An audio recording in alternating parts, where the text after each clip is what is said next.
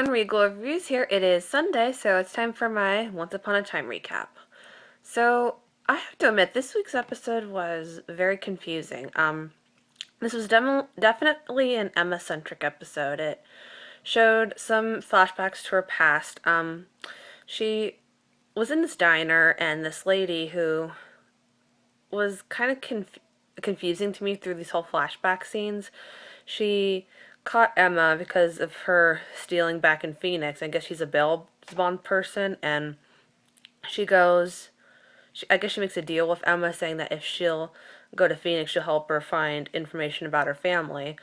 And Emma and her go to the courthouse, and they only find like an article that she was abandoned, and that who was there with her in the foster system, which would have been in August. And she Emma's supposed to go back to Phoenix, but she doesn't want to give up on her family, and she goes back to the courthouse. But the bail bond lady catches her and says that basically says you need to give up. But they hear the cops coming, and they both jump out the window and try to escape. But what we find out is that the lady, I guess, fell on some glass, and she ended up dying. And it was quite interesting because now we know where Emma's red coat came from, because the bail bonds person wore the red coat. She said it was like armor toward her to protect her from all the bad around her. And we found out that the bail bonds person also gave up a child for adoption. So it was quite interesting to see some similarities between her and Emma. And we see that she does tell the bail bonds lady her daughter that she gave away. She gives her information about her mom. I mean, it was bittersweet for her because she found information about her mom, but at the same time she learned that she's dead. But then Emma purchases her red jacket, so that was interesting to see where that whole red jacket thing came from. But I found it quite interesting that even like 2 years before she came to Storybrooke, Emma was like a criminal still. But then what happened in this episode is it basically starts off with last week when Cora died. Still trying to recover from that, but Hades is looking to make a deal with the heroes because Pan and Rumple kidnapped Zelena, and Hades says if the heroes help him, he'll cross their names off the headstone so that way they can leave the underworld. And Hades goes to the diner to meet Pan and Rumple, and Hades actually rips up the contract that he had on Belle and Rumple's unborn child. But Emma comes in, and she questions that even though Rumple got what he wanted, why is he still here? And he disappears, and Pan's like, oh, what the heck's going on? So he disappears also, and Hades and Zelena are together, and then they embrace. But the heroes go to the library because what we learned well, first of all, before they go to the library, Hades did keep up his end of the bargain and erase their names off the headstones, and Emma was going to tear her heart in half so her and Hook can share a heart. And we find out that Hook's been dead for too long, so Emma can't do it, and the only thing that will help them is this ambrosia that is like the food of the gods, I guess. And they have to go into this deep part of the underworld, and Emma has to offer up her heart as like a test, just because only like a true love can go down there. So the heroes all go to the library while Hook and Emma go down to the underworld. There's like some conflict up above because Robin Hood comes in with the baby, and Zelena wants to see her. And Robin's a bit hesitant because he doesn't know all the things that went on between Regina and Zelena last week. So Regina says you can trust her, and Robin Hood gives the baby to Zelena, and it seems like Zelena and Regina had a sweet moment. Looks like they're trying to be sisters.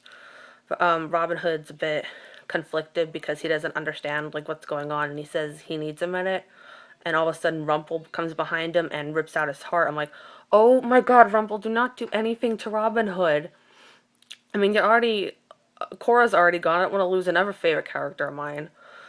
But in the meantime, Henry decides to help the people who haven't moved on yet and starts to write their unfinished business. That way they can move on.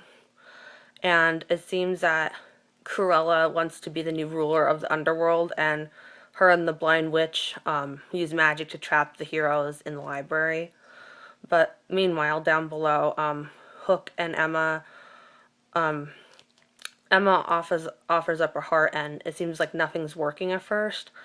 But then all of a sudden, Hook like is engulfed in flames and everything, and it turns out that this is the actual test because Emma chooses to save Hook instead of her heart. So they're able to go into the passageway and get the ambrosia, but it turns out that it's all gone. It's been destroyed. So they figure out that Hades did that on purpose in order to trap him there. So we wonder why would he want to trap them all there? And we learn that, Cruella is not, a wizard in magic. And we learn that Hades' magic was trapping the heroes in the library.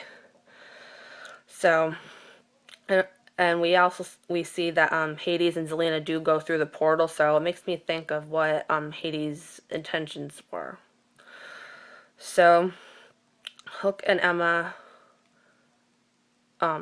they have a tearful moment because they realize that the ambrosia can't save Hook, so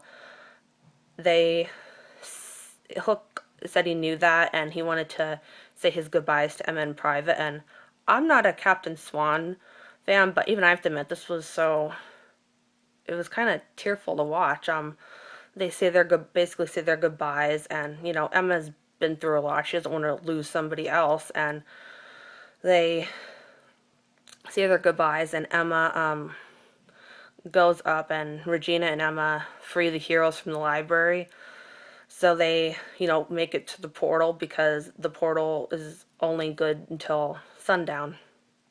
But what was actually interesting is that back in Gold's shop, we're under the impression that Rumple has Robin's heart, but it turns out he doesn't. Now, I'm a little bit confused, so sorry if I got this wrong, but Rumple has Pan's heart, and he did some kind of potion. He has water from the River of Lost Souls, and he put it in Pan's heart, and Pan's like, why did you do this? And Rumple says to him, villains don't get happy endings. So I found it quite interesting that he killed his own father, and it surely shows that Rumple is a true villain. Like, how villains have, redeeming qualities and they're able to redeem themselves. And Rumple has yet to do that. And he takes Pandora's box, and now Belle's in Pandora's box. So I'm a bit confuzzled about what that whole situation was.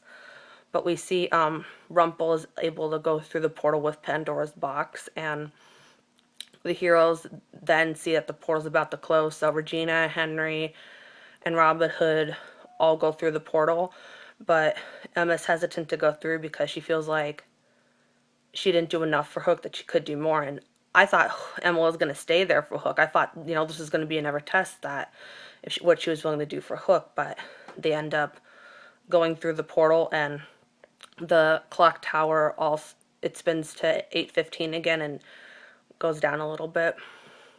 And the previews for next week show that it's a battle with Hades in Storybrooke, and we find out that somebody does die, and we know it's not Emma or Regina because they're all dressed in black at a funeral. So I'm wondering who it's going to be. I'm hoping the rumors aren't true, and I'm hoping it's not Robin Hood, because that would just be awful for Regina, for her to work this hard and have her lose her dad, her mom, and now Robin Hood, her true love. That would be heartbreaking. I would seriously cry watching that. I know a lot of Outlaw Queen fans would too. So that's basically what happened tonight Once Upon a Time. It looks like next week is an episode you definitely don't want to miss. If you want to catch Once Upon a Time next week, it is on Sunday, 8 p.m. on ABC. I hope you guys enjoyed Once Upon a Time tonight, and I hope you guys enjoyed my Once recap. Like, subscribe, and remember, stay regal.